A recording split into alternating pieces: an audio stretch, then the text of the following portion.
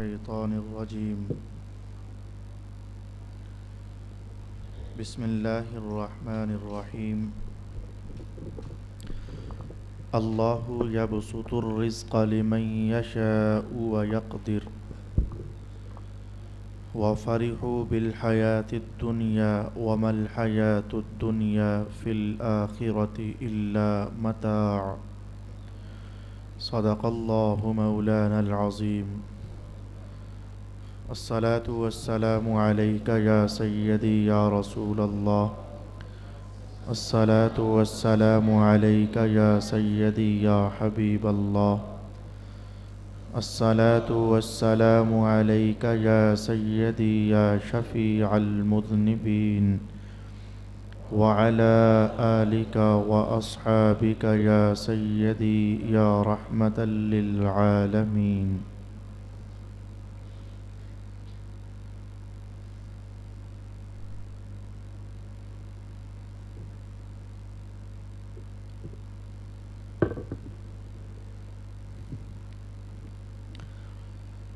اللہ جس کے لیے چاہے رزق کشادہ اور تنگ کرتا ہے،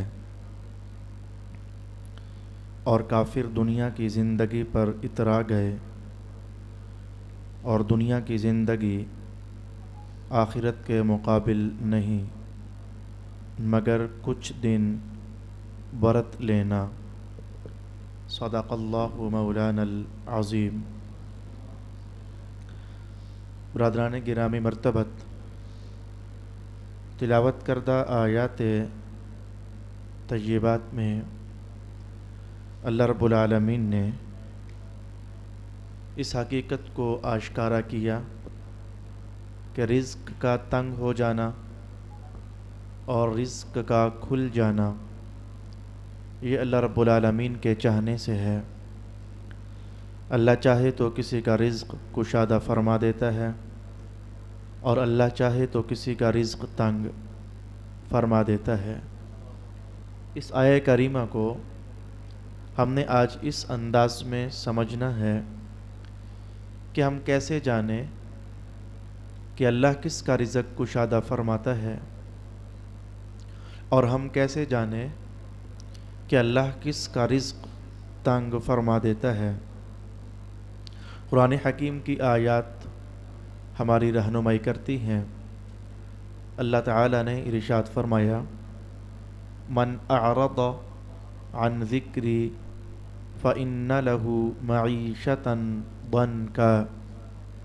جو شخص ہمارے ذکر سے اعراض کرتا ہے، ہماری بندگی سے منہ موڑ لیتا ہے، ہماری عبادت سے پہلو تہی کرتا ہے، اپنے آپ کو ہماری رحمت کے جھونکوں سے کھچا رکھتا ہے، تو اس بندے کا انجام اور نتیجہ پھر یہ ہوتا ہے ہم اس کی معیشت تنگ کر دیتے ہیں، اس کا روزگار تنگ ہو جاتا ہے، اس کا رزق بھی تنگ ہو جاتا ہے.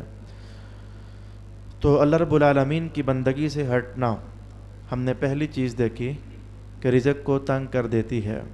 تو آٹومیٹیکلی اس کا نتیجہ ہمارے سامنے ہے کہ جو شخص اللہ کی بندگی میں آگے نکلتا ہے، جو شخص رسول پاک صلی اللہ علیہ وسلم کی اطاعت میں آگے بڑھتا ہے، اللہ رب العالمین اس کے رزق میں کشادگی ارشاد عطا فرما دیتا ہے. قرآن حکیم کی دوسری آیت جس سے ہم رہنمائی لینا چاہیں گے، ارشاد ہوا، من یتق اللہ یجعل لہ مخرجا ویرزقہ من حیث لا یحتسب. جو شخص تقوی اختیار کرتا ہے اور اللہ سے ڈرتا ہے، اللہ تعالیٰ اس کی مشکل میں اس کا نکلنے کا راستہ پیدا کر دیتا ہے اور اسے رزق عطا فرماتا ہے وہاں سے کہ جہاں سے وہ سوچ بھی نہیں سکتا اور وہ گمان بھی نہیں کر سکتا. یہ جو ابھی میں نے آیت میں بات کہہ دی، یہ بعین ہی وہی بات ہے جو تھوڑی دیر پہلے میں نے ایک دوسری آیت کے نتیجے کے طور پر آپ کی خدمت میں عرض کی تھی۔ تیسرے نمبر پر ہم یہ آیت دیکھنا چاہیں گے، ارشاد گرامی ہوا وَلَوْ أَنَّ أَهْلَ الْقُرَىٰ آمَنُوا وَاتَّقَوْا لَفَتَحْنَا عَلَيْهِمْ بَرَكَاتٍ مِّنَ السَّمَاءِ وَالْأَرْضِ۔ اگر لوگ یہ بستیوں والے جن کی طرف انبیاء کرام بھیجے گئے اور جن کی طرف رسولان عظام تشریف فرما ہوئے، یہ بستیوں والے لوگ اگر کہیں دو کام کرتے، یہ ایمان پر قائم رہتے اور تقوی اختیار کرتے۔ میں نے آپ کو پہلے بھی کئی بار کہا، ہر دور کے نبی کی تابعداری کرنا ہی تقوی کہلاتا ہے، ہر رسول کی پیروی کرنا ہی تقوی کہلاتا ہے۔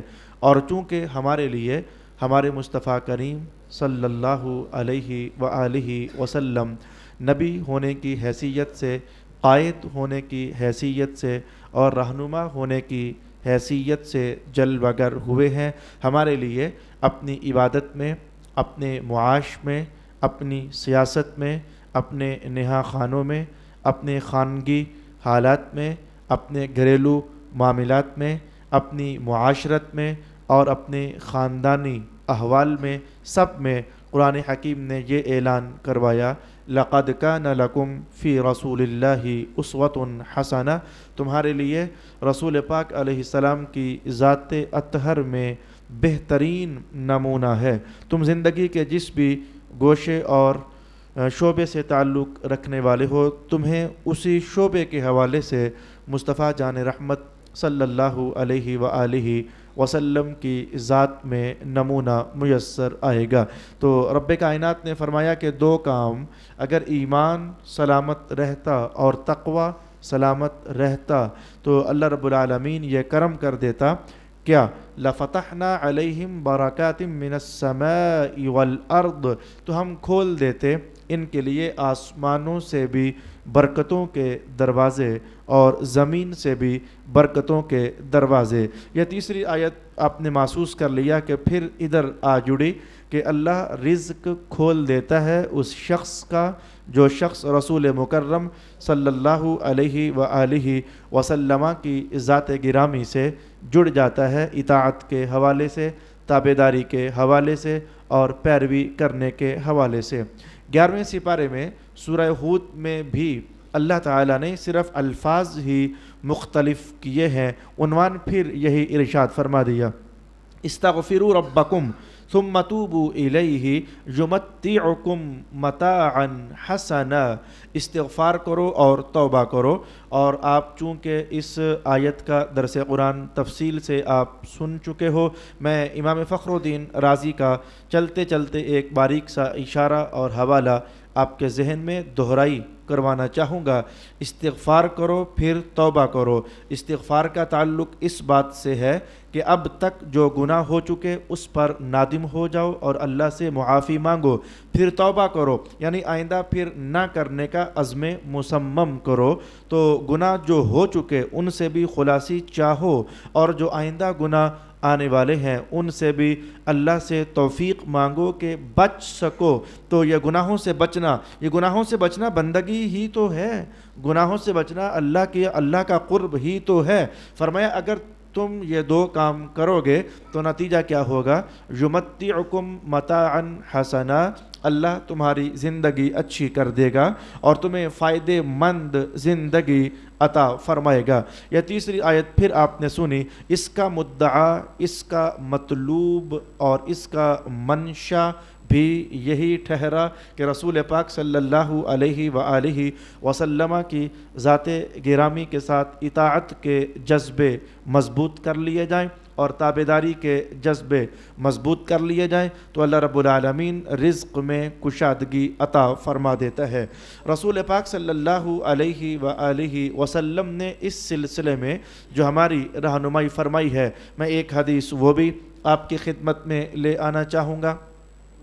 رسول اللہ علیہ السلام نے فرمایا کہ جو شخص چاہتا ہے کہ اس کی عمر میں اللہ تعالیٰ فراوانی کر دے، برکت ڈال دے اور عمر میں زیادتی کر دے، اور جو شخص چاہتا ہے کہ اس کے رزق میں اللہ تعالیٰ زیادتی پیدا فرما دے تو وہ بھلا پھر کیا کام کرے؟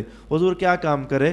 رسول پاک علیہ السلام نے فرمایا کہ وہ صلہ رحمی کرے، یعنی اپنے رشتہ داروں کے ساتھ حسن سلوک کرے، جو اس کی بساط میں ہے، جو اس کی ہمت میں ہے، وہ پھر اپنے رشتہ داروں کے ساتھ کرے۔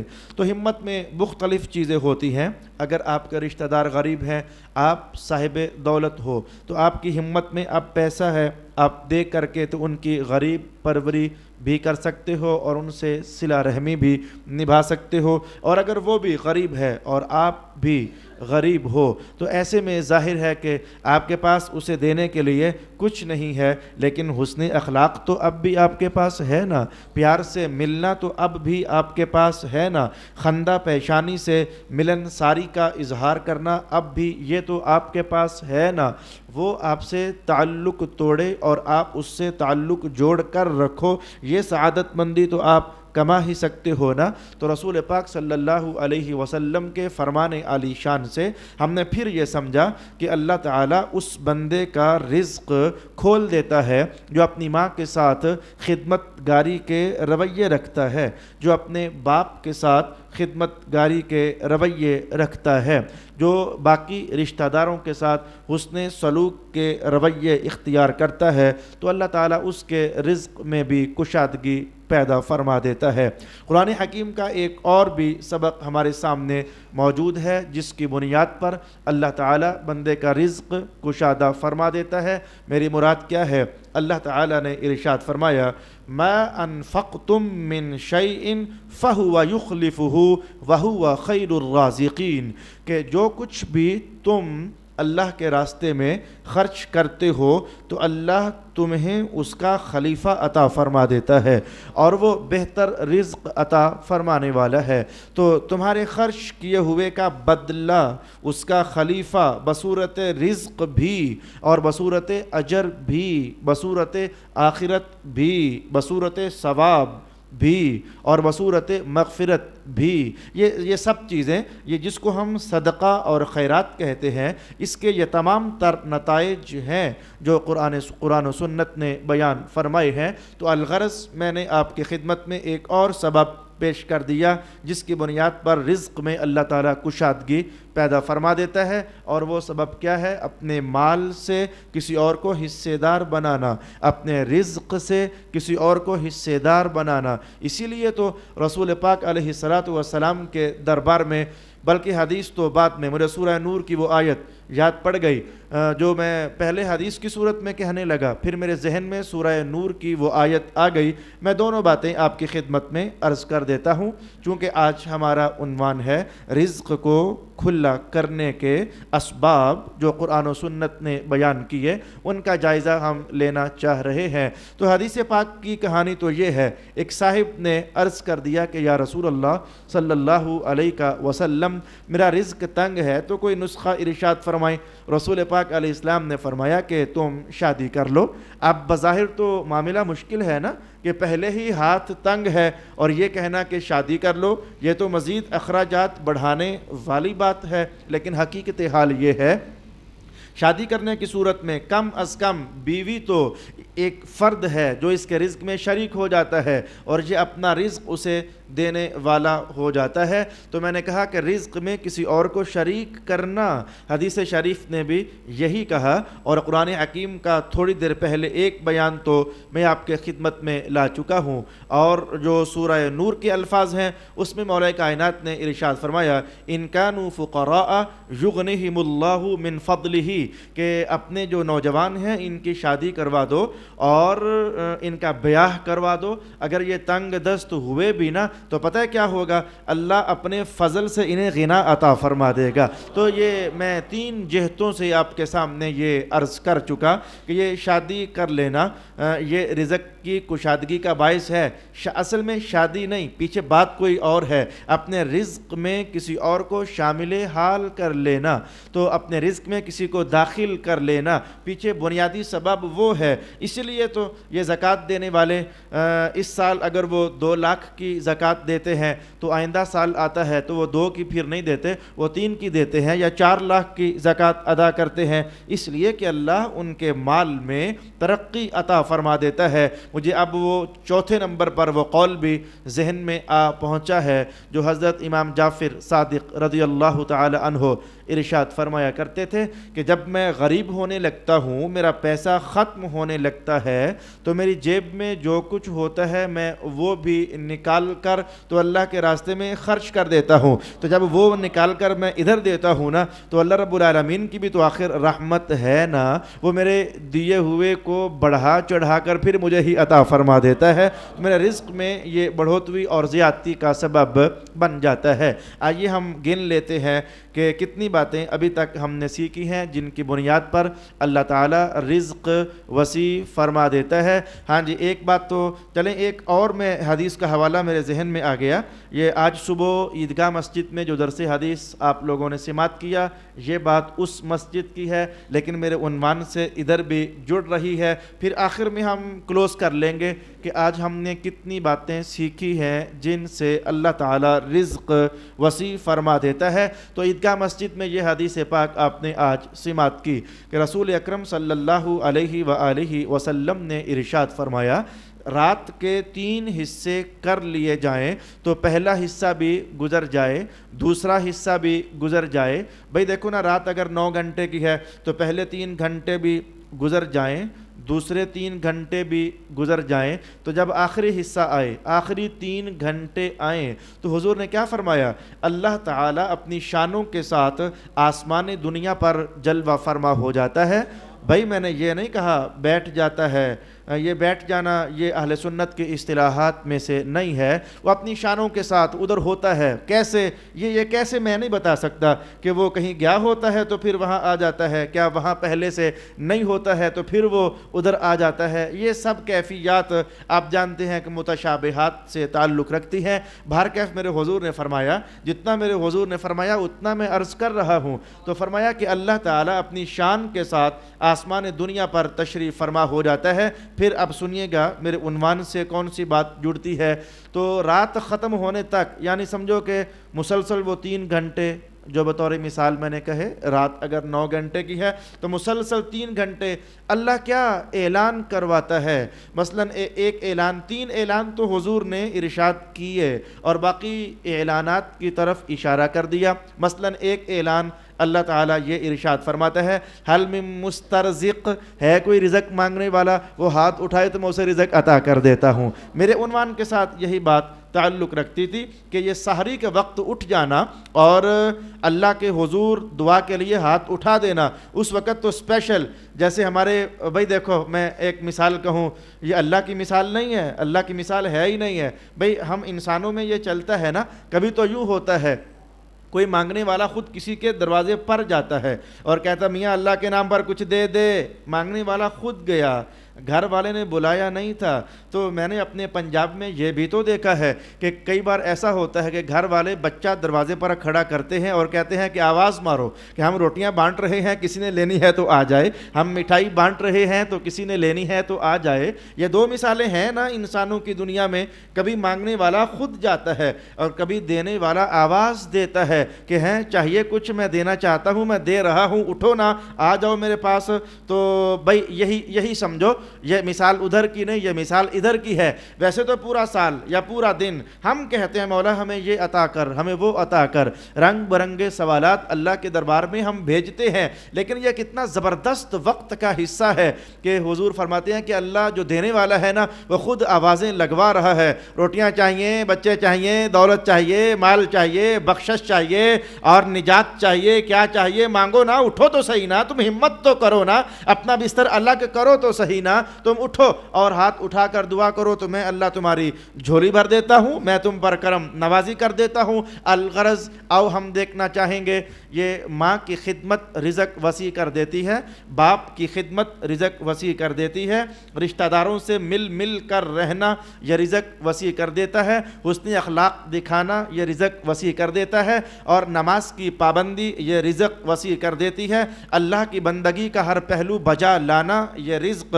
وسیع کر دیتا ہے، اللہ کے راستے میں خرچ کرنا یہ رزق وسیع کر دیتا ہے۔ اور پھر دعا تو ہے ہی ہے، دعا کے بارے میں تو آپ جانتے ہی ہیں کہ دعا تو ہے ہی ہے، جو اللہ کے دربار میں کرنے سے اللہ رب العالمین رزق وسیع کر دیتا ہے۔ اور رزق تنگ کرنے کے بارے میں جو میں نے آپ کی خدمت میں قرآن حکیم کا جملہ عرض کر دیا وہ یہ تھا کہ جو شخص ہماری بندگی سے رخ پھیر لیتا ہے تو پھر ہم اپنی رحمت اس سے کھینچ لیتے ہیں اور اس کی زندگی تنگ کر دیتے ہیں، پھر وہ گوناگوں مشکلات میں الجھ جاتا ہے، پریشانیاں اس کے گھر ڈیرا جما لیتی ہیں، جس کو ایک دوسرے موقع پر قرآن حکیم نے یوں ارشاد کیا ہے، ما اصابکم من مصیبت فبما کسبت ایدیکم، کہ یہ جو تمہیں مصیبتیں آ رہی ہیں یہ تمہارے ہاتھوں کا کیا ہوا ہے جو مصیبت بن کر تمہارے سامنے آ چکا ہے۔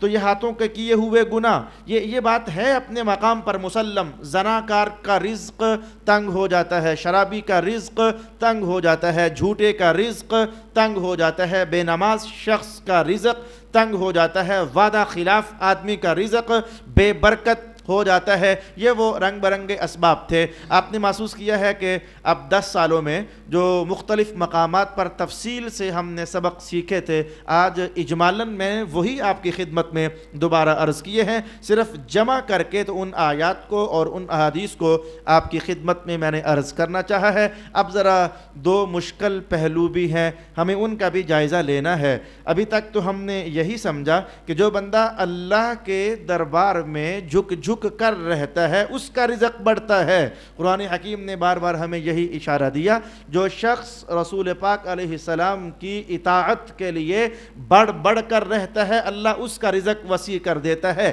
ابھی تک عنوان یہ تھا، لیکن ابھی عنوان ذرا تلخ ہو جانے والا ہے۔ ہاں جی، عنوان ابھی تلخ ہو جانے والا ہے۔ کیا؟ قرآن حکیم کے الفاظ پہلے ہم ذرا دیکھ لیتے ہیں جو آج میں نے تلاوت کیے ہیں، اس میں اللہ تعالیٰ نے خود بھی ایک اشارہ دیا ہے کہ کچھ اور بھی ہیں جن کا رزق بڑھ جاتا ہے اور کھلا ہو جاتا ہے، وہ اشارہ ہمیں سمجھنا ہے۔ الفاظ میں غور کیجئے، اللہ یبسط الرزق لمن یشاء ویقدر وفرحوا بالحیاۃ الدنیا وما الحیاۃ الدنیا فی الآخرۃ الا متاع وفرحوا بالحیاۃ الدنیا، اور کافر دنیا کی زندگی پر اترا گئے۔ یہ جملہ قرآن حکیم نے خود ارشاد کیا، اور ایک تیسرے مقام پر میں صاف الفاظ قرآن کے آپ کے سامنے لا چکا ہوں۔ ان کافروں کو اللہ نے بہت مال دیا، بہت رزق دیا، ان پر دنیا وسیع کر دی، اور یہ دنیا لے کر رجے ہوئے ہیں۔ ان کو کتنی کو دنیا ملی ہوئی ہے۔ رسول اللہ علیہ السلام نے ایک ہی جملے میں کتنا بڑا سارا عنوان سمجھا دیا۔ مثلا حضور کا یہ قول مبارک، الدنیا سجن المؤمن و جنت الکافر، یہ دنیا ایمان والے کے لیے قید خانہ ہے اور یہ دنیا کافر کے لیے جنت ہے۔ بھئی جنت کا عنوان تو یہ سمجھاتا ہے نا کہ اس میں سب کچھ ہے۔ جنت کا عنوان تو یہ ہے، جیسے کہ ایمان والوں کو جب جنت کا تعارف کروایا گیا تو قرآن نے یہی لفظ بولے ہیں، وَلَكُمْ فِيهَا مَا تَشْتَهِي أَنفُسُكُمْ، جنت میں وہ سب کچھ ہے جو تم چاہو گے۔ تو جنت عنوان ہے اس علاقے کا جس میں جو چاہو ملے۔ تو کافروں کے لیے دنیا جنت سے کم نہیں ہے، اس میں جو یہ چاہتے ہیں ان کو مل تو رہا ہے۔ تو کافر کے لیے بھی اللہ نے رزق کھول دیا اور وسیع کر دیا۔ ایک کافر ہو گیا۔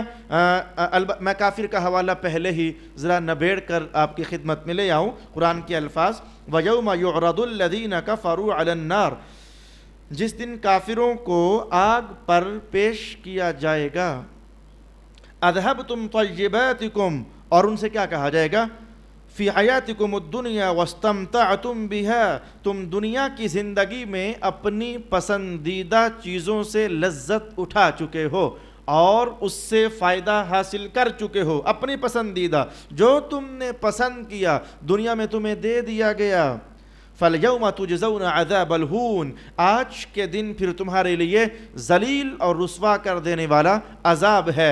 اس آیت سے میں کیا سمجھوں؟ اس آیت سے میں وہ معنی سمجھوں گا جو حضرت امیر المؤمنین عمر ابن الخطاب رسول پاک علیہ السلام کو ملنے کے لیے اجازت طلب کی، حضور کے حجرہ ناز میں داخل ہوئے تو پتہ ہے کیا منظر تھا؟ کھجور کی چٹائی بچھی ہوئی تھی جس پر آقا حضور رحمت عالم لیٹے ہوئے تھے، اور ایک سرہانہ بھی تھا جس کے اندر خشک گھاس بھرا ہوا تھا۔ اچھا، پاؤں کی طرف کیا تھا؟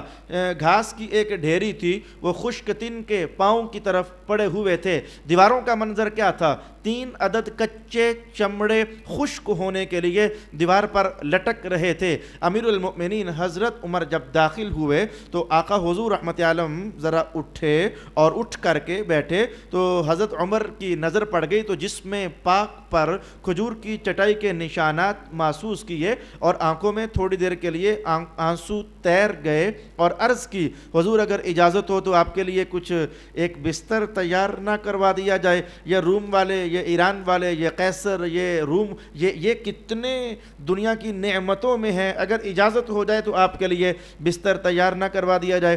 رسول پاک علیہ السلام نے جو جملہ فرمایا وہ جملہ یقیناً اس آیت کی تفسیر واقعہ ہو رہا ہے۔ حضور نے ارشاد فرمایا کہ اے عمر، کافروں کے لیے صرف یہی دنیا تو ہے، تو میں نہیں چاہتا کہ صرف یہی دنیا ہمارے لیے ہو، ہمارا سامان اللہ نے اگلے جہان میں تیار کر رکھا ہے، تو کافر کے لیے دنیا اگر ہے تو جاننا چاہیے کہ صرف دنیا ہی تو ہے۔ اور ایمان والے کی شان قرآن حضور رحمت عالم نے خود ارشاد فرمائی، مجھے وہ حدیث ذہن میں لپک آئی، فرمایا کہ کافر جب کوئی نیکی کرتا ہے اللہ اس کی نیکی کا پورا بدلہ اسی دنیا میں عطا کر دیتا ہے، آخرت میں پھر اس کے لیے کچھ نہیں ہوتا۔ من کان یرید حرث الدنیا نؤتیہ منہا وما لہ فی الآخرۃ من نصیب۔ قرآن حکیم کے الفاظ بھی مجھے یاد آ گئے، تو جو دنیا طلب کرتا ہے ہم اسے دے دیتے ہیں لیکن پھر آخرت میں اس کا کوئی حصہ نہیں ہوتا ہے۔ تو من کان یرید حرث الآخرہ نزید لہ فی حرثہ، اور جو بندہ آخرت طلب کرتا ہے ہم اس کی آخرت کی طلب میں اضافہ بھی کر دیتے ہیں، اور دنیا کی نعمتیں تو ہم نے آخر اسے دینی ہی ہوتی ہیں۔ تو آپ نے محسوس کیا کافر بھی ہیں جن کا رزق بڑھا دیا جاتا ہے اور جن پر دنیا کھول دی جاتی ہے، لیکن ساتھ ہی قرآن حکیم نے یہ بھی کہا ایمان والو مغالطے میں نہ پڑ جانا کہ تم تنگ دستی کی زندگی جیو، بنسبت کافروں کے تم تنگ دستی کی زندگی جیو، وہ خوشحالی کی زندگی جئیں، تو مغالطے میں نہ پڑ جانا کہ وہ ٹھیک ہیں ہم غلط ہیں، اس مغالطے میں نہ پڑ جانا۔ انہیں جو ہم نے بہت کچھ دیا اس کا حال سن لیجئے، اَيَحْسَبُونَ أَنَّمَا نُمِدُّهُمْ بِهِ مِن مَالٍ وَبَنِينَ نُسَارِعُ لَهُمْ فِي الْخَيْرَاتِ بَل لَا يَشْعُرُونَ۔ قرآن حکیم کا اعلان، کیا یہ کافر خیال کرتے ہیں کہ ہم نے جو ان کو بڑے مال دے دیے ہیں، بڑے بیٹے ان کو دے دیے ہیں، مال کے ذریعے مدد ہو گئی، بیٹوں کے ذریعے مدد ہو گئی، تو کیا یہ سوچ رہے ہیں کہ ہم ان کے ساتھ بھلائی کرنے میں تیزی کر رہے ہیں؟ لا بل لا یشعرون، نہیں یہ بات نہیں ہے، اصل میں انہیں پتہ نہیں ہے ہم نے ان کو ڈھیل دی ہوئی ہے، ہر نعمت کی فراوانی دے کر ہم نے ڈھیل دی ہوئی ہے کہ کبھی یہ سمجھ کر پلٹتے ہیں یا کہ نہیں پلٹتے، پلٹ آئیں گے تو دنیا تو ان کو دی ہے، آخرت بھی ان کی۔ پلٹ آنے کا معنی مصطفیٰ جان رحمت کی ذاتی اطہر پر ایمان لے آنا، اور اگر یہ پلٹ کر راہ راست پر نہیں آتے ہیں فما لہ فی الآخرۃ من نصیب، تو ان کے لیے پھر آخرت کی زندگی میں کوئی حصہ نہیں ہے۔ رمضان المبارک میں آپ جانتے ہیں کہ مجھے بہت کم وقت کے لیے سبق کہنا ہوتا ہے، تو آج میں انہی کلمات پر اکتفا کرنا چاہوں گا۔ 2-4 منٹ اس لیے میں تاخیر سے آیا کہ مجھے معلوم نہیں تھا کہ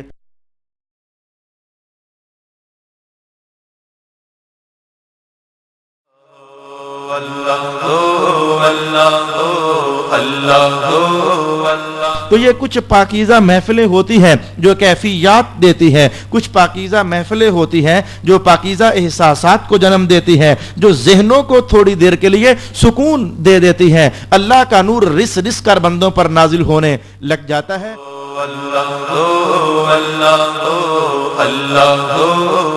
ہر بندہ اللہ کا محتاج ہے، کہنا چاہو تو غریب اپنی دنیا میں محتاج ہے، مالدار اپنی آخرت میں محتاج ہے غریب کا۔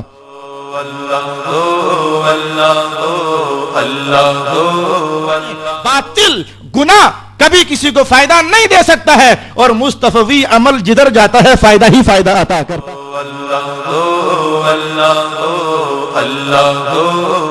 اپنے بچوں کا بچپن اللہ کے ذکر کے سائے میں ڈھالو، اپنی جوانیاں اللہ کے ذکر کے سائے میں ڈھالو، اور اگر بوڑھے ہو تو اپنا بڑھاپا اللہ کے ذکر کے سائے میں ڈھالو، اپنے گھروں پر اللہ کے ذکر کی چھاؤں ڈالو۔